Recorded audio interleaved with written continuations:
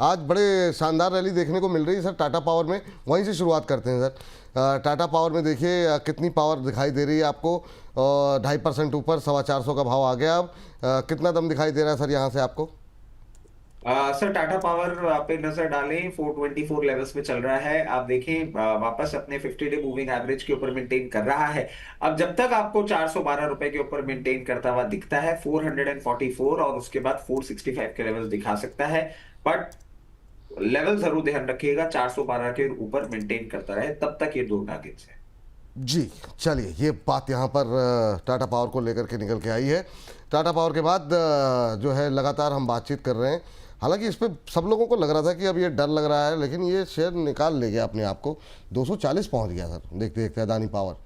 मतलब जो है डरते डरते भी इसने धुआंधार रैली निकाल दी। प्रदीप सर देखिए जरा अदानी पावर को लेकर के अभी क्या व्यू है, क्या मतलब क्या करना चाहिए? एक महीने में 10% के आसपास की रैली आ गई। फाइनली आ ही गया ऊपर। 240 के आसपास का भी विपुल जी प्राइस है। मुझे लगता है कि बढ़िया रैली देखने को मिला है और आगे भी ये कंटिन्यू होंगे। एटलीस्ट 265 टू 270 तक मुझे लगता है कि रैली कंटिन्यू होना चाहिए। प्रीवियस हमारा टारगेट था 240 टू 245 के आसपास।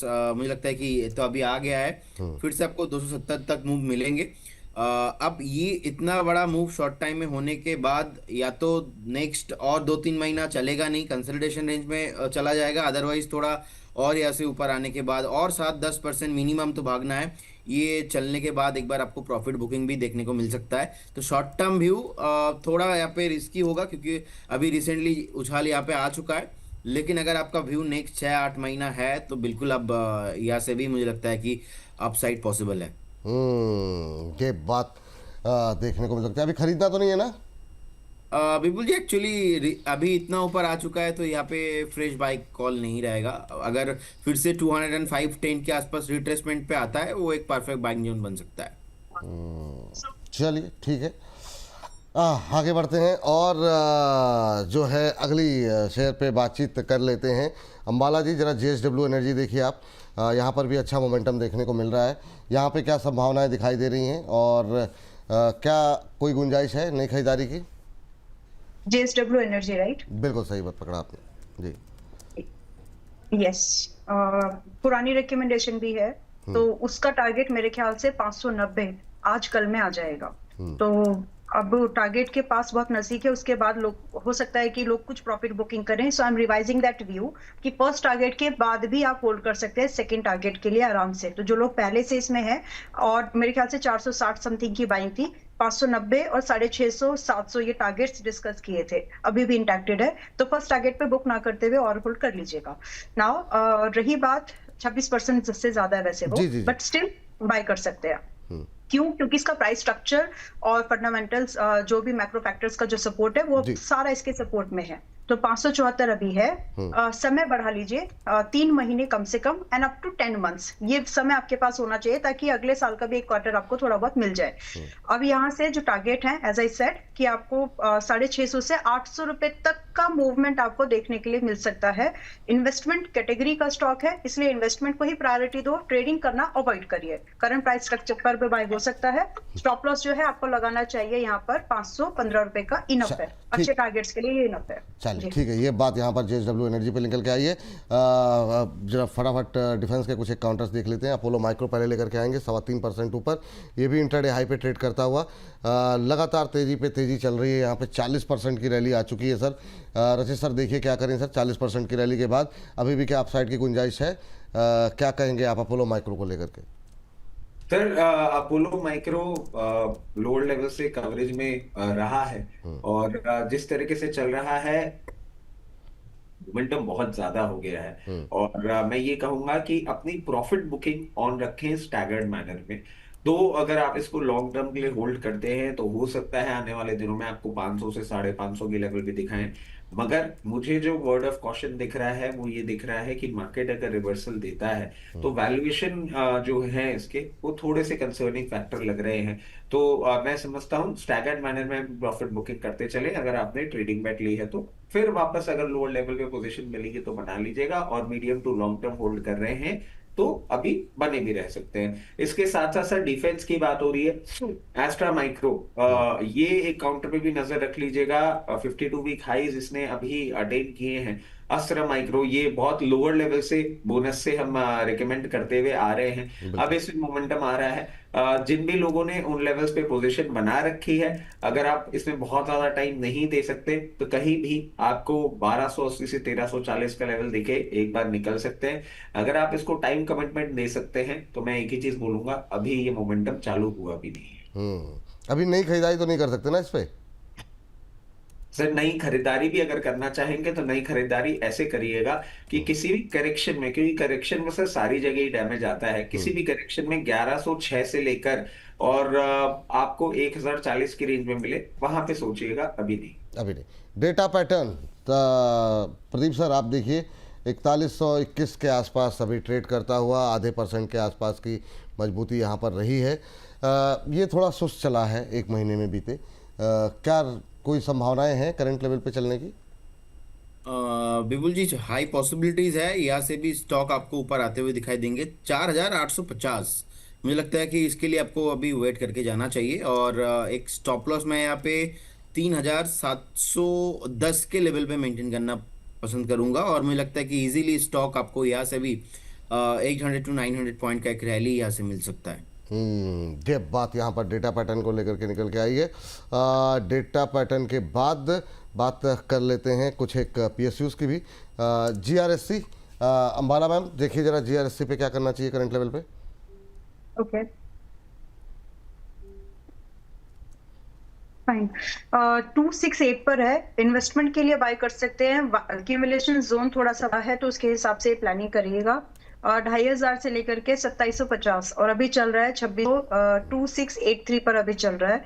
तो वाइड रेंज समझ ले, उसके बाद ही कोई भी डिसीजन ले। इन्वेस्टमेंट के लायक ही काउंटर ट्रेड करना फिलहाल रिस्की है, क्योंकि ना तो इसने अभी 2750 के ऊपर ब्रेकआउट किया है और ना ही अपने सपोर्ट हो रहा है। तो अभी कहीं पर बीच में अटका हुआ है स्टॉक, तो जान इसको इसी रेंज में आप एक्यूमुलेशन धीरे धीरे कर सकते हैं। You go to mini stop loss अगर आप बाय कर रहे हो तो 2400 का, एंड जो टारगेट आपके लिए होंगे 3000 से लेकर के कम से 3600 3500, ये सेकंड टारगेट रेंज है। तो इन दो टारगेट्स के लिए आप इसमें बाइंग इनिशिएट कर सकते हैं। As I said accumulation zone ही काफी बड़ा है, तो वाइजली छोटे छोटे अमाउंट्स में बाइंग का विचार करिए। Rest you can with your adviser.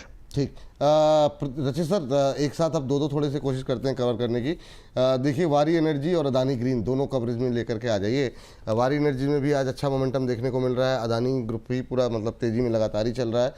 दोनों कैसे लग रहे हैं सर आपको? सर वारी एनर्जी देखिए अभी इन लेवल्स पे तो मैं बहुत ज्यादा एक्साइटेड नहीं हूँ इसको देख के। दो 200 मूविंग एवरेज के ऊपर मेंटेन कर रहा है, बट मेरे पर्सनल टेस्ट के हिसाब का काउंटर ये है नहीं। मोमेंटम की अगर हम बात करें तो 4114 रुपए तक जा सकता है और उसके बाद 3230, बट बहुत ज्यादा एक्सपेक्टेशंस मैं नहीं रख रहा हूँ। जिनके पास पोजीशन है अपने हिसाब से इसको मैनेज करे। और अडानी ग्रीन की हम बात करें, अडानी ग्रीन एनर्जी लिमिटेड, ये एक मोमेंटम में क्लियर केस दिख रहा है। गोइंग फॉरवर्ड 1360 के लेवल्स के ऊपर जब तक मेंटेन कर सकता है, आपको फर्दर अप मूव देखने को मिल सकता है 1524, और 1524 के बाद 1580 लेवल तक भी जाता हुआ दिख सकता है। चलिए ये बात हो गई अदानी ग्रीन वारी एनर्जीज को लेकर के। भारत डायनेमिक्स और मझगांव ये प्रदीप सर के हिस्से जा रहे हैं। भारत डायनेमिक्स 1.5% के आसपास की मजबूती आज दिखा रहा है, 1345 के आसपास चला है। हालांकि सुस्त चाल रही है थोड़ी सी एक महीने में बीते। क्या टिप्पणी रहेगी सर? जी देखिए, BDL विपुल जी अभी 1344 के आसपास का प्राइस अभी चल रहा है। इसमें थोड़ा पैटर्न कहीं ना कहीं वीकनेस मुझे अभी भी लग रहा है, लेकिन शॉर्ट टाइम में जो नीचे आया था एक बार फिर से मेरे को लग रहा है कि स्टॉक एक बार पुल बैक में आपको 1420 1420 एंड अबोव एक बार आपको मिलेगा। लेकिन 1420-25 के आसपास एक रेजिस्टेंस भी है, ये रेजिस्टेंस क्रॉस होना थोड़ा मुश्किल लग रहा है। अगर क्रॉस हो जाता है तो फिर से आपको हायर हाई प्राइस आपको आते हुए दिखाई देंगे। लेकिन इससे बेटर चार्ट मेरा डेटा पैटर्न का लगा। और मझगांव डॉक, राइट, एक सेकेंड, ओके। सो मझगांव डॉक अभी 2474 के लेवल पे चल रहा है। पर्टिकुलर स्टॉक भी मुझे लगता है कि अभी यहाँ पे एक वैल्यू इन्वेस्टिंग किया जा सकता है। एक और थोड़ा डिप के लिए हम वेट करेंगे। अभी करेंट जोन से मैं एक बार 20-30% इन्वेस्ट करना पसंद करूंगा, बाकी का पार्ट थोड़ा स्टैगर मैनर पे करेंगे तो अच्छा रहेगा। इजीली आपको यहाँ पे 2950 से 3000 तक टारगेट आपको मिलेंगे। चलिए, ये बात यहाँ पर निकल करके आई है। दो पावर स्टॉक अंबाला जी जो आपके लिए निकल के आए हैं, एक है रचित जी का फेवरेट, कई सारी बार उनकी तरफ से रिकमेंडेशंस रही हैं, CESC, और दूसरा है इरेडा, जिस पर कि आपसे कई बार बातचीत हो चुकी है इरेडा को लेकर के। इन दोनों के लेवल समझना चाहेंगे, अभी क्या व्यू रहेगा आपका, एनालिसिस क्या कह रहा है इस पर? इरेडा में बाय है 130.42 पर अभी भी है, स्टिल इट्स अ बाय। मैंने पुरानी बाय भी एक्टिव है, और अभी के लिए जो टारगेट है आप इसमें टारगेट थोड़े बड़े ही एक्सपेक्ट करिए। 150, 170, 210 ये पॉसिबल टारगेट्स है। तो विद दिस व्यू अगर आप इनिशिएट करना चाहें कर सकते हैं। टॉप लॉस लगा लीजिएगा 110 का फिलहाल रिक्वायर्ड है, ताकि आप टारगेट का आराम से मोटी फ्लक्चुएशन में आपको एग्जिट मिले। पैनिक एग्जिट नहीं होना चाहिए। अगर प्रॉपर सपोर्ट वगैरह टूटे एग्जिट मिले तो अलग बात है, बट फिलहाल के लिए स्ट्रक्चर बहुत ही बॉटम बाइंग अपॉर्चुनिटी है ये, अभी तो सही नहीं है देखा जाए तो यहाँ पर एक अपसाइड मूवमेंट ची हुई है। One try for this, rest we can discuss और advisor for this is kind of an investment opportunity. जी, दूसरा आपने CESC 84, 184, 185 ऐसे चल रहा है करीब जो है। आज थोड़ा सा सुस्त जरूर है, मतलब कोई बड़ी गिरावट नहीं है, लेकिन क्या ये भी एक इन्वेस्टमेंट आइडिया हो सकता है? यस, और ये अच्छा खासा चला भी है पास्ट में। अगर आप देखेंगे तो 140 से फिर इसने 100 तक किया है, तो परसेंटेज वाइज काफी चला, उसके बाद करेक्ट भी हो गया। तो जो करेक्टिव मूवमेंट होना, एक हेल्दी मूवमेंट की जो तलाश होती है वो हुआ है इसमें। सो यहाँ पर आप एक एंट्री के बारे में बिल्कुल सोच सकते हैं, क्योंकि एक्यूमुलेशन होने के बाद दोबारा ब्रेकआउट की पॉसिबिलिटीज बनती है। एंड जहां पर भी आपको फंडामेंटल सपोर्ट मिले, वैसे स्टॉक्स को रडार पर रखो, भागते हुए मत पकड़ो, लेकिन रडार पर रखो। जब वो मौका मिले प्राइस स्ट्रक्चर बन जाए, क्योंकि फंडामेंटल्स हर दिन नहीं बदलते, प्राइस स्ट्रक्चर बदलता जरूर है। तो जहां मौका मिले वहां पर आप एंट्री ढूंढिए। अभी फिलहाल 84 पर है। आप यूं समझे कि 175 से 175 से 185 रेंज में बाइंग की जा सकती है। दैट मींस ये पूरा महीना मिलेगा आपको बाय कर ले, जितना बचा हुआ दिन है यहाँ पर बाय करके। आपकी टारगेट है रेंज 205 से ढक के टारगेट है, एंड स्टॉप लॉस 160। चलिए सर, आपके लिए है सर एक पावर का है PFC सर, और डिफेंस से आइडिया फोर्ज। ये दोनों ही मैं चाहूँगा कि आप इसको अपनी कवरेज में ले लें रचित सर। आइडिया फोर्ज पे अभी क्या करना चाहिए? ये भी एक कैसा शेयर रहा, एक तरफा चला है सर, हाई बीटा स्टॉक है, चलता है तो बहुत तेज चलता है। आज भी देखिए 5% का अपर सर्किट है। क्या करना चाहिए सर आइडिया फोर्ज और PFC? सर आइडिया फोर्ज में फ्रेश खरीदारी तो मैं बिल्कुल भी एडवाइस नहीं करूंगा, और जिनके पास पोजीशन है हमारा आपके कहने पे जिन्होंने खरीदा होगा सर, क्या प्रॉफिट बुक कर लें? आपकी भी तो कॉल थी यहाँ पर एक टाइम पे। नहीं, मैं वही कहने जा रहा था सर कि अभी थर्ड टारगेट हमारा इंटैक्ट है, और थर्ड टारगेट के लिए आराम से वेट कर सकते हैं। मैं समझता हूँ कल परसों में आपको थर्ड टारगेट भी देखने को मिल जाएगा, और जब थर्ड टारगेट एक बार हिट हो जाता है हम फर्दर गाइडेंस भी दे देंगे। और फ्रेश खरीदारी नहीं सर, बहुत अच्छा आप मूव कर लिया है। दो डिफेंस में हम बहुत बुलिश है, बट कुछ कुछ काउंटर्स जिस तरीके से मूव कर जाते हैं ना, वो जब करेक्ट करते हैं तो ट्रैप हो जाता है। जैसे कि आइडिया फोर्ज भी अगर ये करेक्शन मोड पे आएगा तो प्रॉब्लम होगी, और इसी कारण से अपोलो माइक्रो में मैंने कहा कि आप थोड़ा सा एक बार अपने लेवल्स देख लें। पावर फाइनेंस कॉर्पोरेशन आप देखें कहीं ना कहीं लोअर लेवल पे सपोर्ट लेके 50 डे मूविंग एवरेज को क्रॉस करने की कोशिश कर रहा है। जब तक ये 432 लेवल्स के ऊपर मेंटेन करता है, 451 के बाद 464 लेवल्स दिखाने का दमखम रहता है। चलिए, ये बात निकल के आई है। दो अपने फेवरेट काउंटर्स आपके साथ डिस्कस कर लेते हैं प्रदीप सर, HL और BL पे कल अपडेट आई कंपनी की तरफ से कि जो 5 मई को इन्होंने अपडेट दी थी, उसके बाद शायद 500-600 करोड़ के आसपास का ऑर्डर इन्हें नया मिलता हुआ दिखाई दिया है। तो वो इसको लेकर के एग्जैक्टली अभी जब खबर आएगी तो हम मतलब खबरों के खेल में डिस्कस कर लेंगे दोपहर 1 बजे। लेकिन उसके बावजूद शेयर में कोई खास फर्क नहीं पड़ रहा। जो प्राइवेट प्लेयर्स हैं वहाँ पर लोगों का अभी लिक्विडिटी ज़्यादा जा रही है। क्या कहेंगे कि BL को लेकर के अब, और HL दोनों पे आपकी टिप्पणियाँ? बिल्कुल जी, देखिए AHL का चार्ट मुझे थोड़ा अभी कंसल्टेशन के आसपास देखिए बहुत टाइम से ही चल रहा है। सो मुझे लगता है कि AHL को अभी करंट जोन से तो मैं बाई नहीं करूंगा। जिनके पास ऑलरेडी पोर्टफोलियो में है, हमने पास्ट में भी बहुत बार रिकमेंड किया है पर्टिकुलर स्टॉक को। मुझे लगता है कि आपको होल्ड रखना चाहिए। आपको फिर से 4850 एंड अबव आपको मूव मिलेंगे। फ्रेश बाई करने के लिए मैं एक बार वेट करूंगा, अभी नहीं। अगर नेक्स्ट 2-3-6 महीने में कभी भी 3700 3650 के रेंज पे आता है देन मैं बाय करने में इंटरेस्टेड हूँ। बाकी बीएल का चार्ट मुझे एक एक टाइम था जो एचएल का मार्केट कैप बहुत ज्यादा ज्यादा था, लेकिन बीएल ने स्लोली जिस तरीके से मूव किया है बहुत बढ़िया चार्ट पैटर्न है। मुझे लगता है कि इजीली आपको 480 उसके बाद 525 तक टारगेट यहाँ पे आना चाहिए। एक स्टॉप लॉस मैं यहाँ पे 380 पे मेंटेन करूंगा एज ए इन्वेस्टर। सोचिए थोड़ा मिड टाइम के व्यू से आप देखेंगे, अभी बीएल का मार्केट कैप भी क्रॉस हो चुका है एचएल से ज्यादा। सो कहीं ना कहीं बहुत बढ़िया है स्टॉक, और इनको कहीं ना कहीं ऑर्डर मिलते रहते हैं हर महीना, देखे कुछ ना कुछ न्यूज आते रहते। फंडामेंटल ड्रिवन रैली यहाँ पे चल रहा है, कोई प्रॉब्लम नहीं लगता। 525 का टारगेट रहेगा। चलिए ठीक है, समय बिल्कुल समाप्त हो गया है, लेकिन एक पावर में जेपी पावर रह गया। जेपी पावर पे रचित सर और माला मैम दोनों की टिप्पणियां रही हैं, आज किससे लिया जाए? कोई भी सर बताइए। रचित सर आप बोल दीजिए जेपी पावर को लेकर के, और एक कंपनी और बीएससी पे काफ़ी ज़्यादा क्वेरीज हैं, बीएससी पे अंबाला मैम। बस तूफान टाइम हो गया, हर्ष खड़े हो चुके हैं, तो अंबाला मैम सिर्फ लेवल बताइए जरा, पहले बीएससी फिर जेपी पावर। जेपी पावर पे रचित सर। ठीक है, बीएससी वेरी गुड काउंटर। ठीक है, बीएससी अभी भी होल्ड करने लगे, मेरे ख्याल से 4400 वगैरह का टारगेट है, और शॉर्ट टर्म कल वगैरह पे आ जाएगा ऐसा लग रहा है, लेकिन होल्ड करो। 6000 के टारगेट है, आप होल्ड करके ये अभी भी बाय कर सकते हो। काउंटर लिटरली अच्छा है कि तुम्हें समझाऊं, बाय करके रखे तो आप इन्वेस्टमेंट अपॉर्चुनिटी के लायक और काउंटर है ये।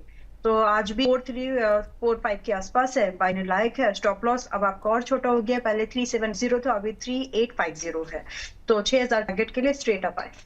चलिए रचित सर, 19 रुपए के ऊपर निकल रहा है सर जेपी पावर। सर 19 रुपए के ऊपर निकल रहा है, और जिस तरीके से पूरा पैटर्न बनता हुआ दिख रहा है, मैं समझता हूँ वही बात है कि 17.25 के ऊपर जब तक मेंटेन कर रहा है, एक बार आपको हल्का सा सप्लाई 20 रुपए 40 पैसे में देखने को मिल सकता है, फिर 24 और 28 के लेवल देखने को मिल सकते हैं। और सर एक चीज मैं इसके साथ ऐड कर देता हूँ, आज मैंने टाइम नहीं पहनी है। जितने भी व्यूअर्स अभी देख रहे हैं या अभी रिकॉर्डिंग पे शो देख, प्लीज इस बात का थोड़ा सा ध्यान रखिएगा। आज और कल मैं नहीं टाई पहन रहा हूं, और उसके बाद अगर कोई मार्केट का रिएक्शन होता है तो ये चीज क्लियर हो जाएगी कि ये जो लाल टाई का मेरा एक शगुफा था ना, ये एक्चुअल है नहीं। तो थोड़ा देख लीजिएगा मार्केट कैसे चलता है। अच्छा, ये मतलब जो है ना बैक डोर से धमकी दे रहे हैं भाई साहब, हैं कि देख लेना, है ना, टाई जो है नहीं है, उसके बावजूद नीचे ना खींच लिया तो कहना। गुरुदेव बचा के रखिए, बहुत उम्मीदें चल रही हैं लोगों की। देखते हैं क्या होता है। खैर तो टाई तो खैर मतलब जो है रहने ही दीजिए, बहुत लोग बेचारे डर गए। कल मतलब आप नहीं थे तब भी 1 बजे के शो में, मतलब एक दीपाली जी आई फिर से कहने लगी रचित सर से कई जगह बुरा मत माने वो, और मैंने मजाक में उनकी टाई उतरवा दी थी, तो मतलब वो फिर से आई थी मैम, तो कह रही नहीं, मैं तो दीपाली जी की सर तारीफ ही करूंगा। उन्होंने तो मुझे आइडिया दिया कि टाई उतार के आना चालू कर दो। विपुल सर ने स्टूडियो के बाहर ना नींबू मिर्ची टांग दी है लाल टाई के साथ, तो लाल टाई जब भी पहन के आओगे तो मार्केट नहीं गिरेगा, तो पहन के मत आओ। बहुत शानदार।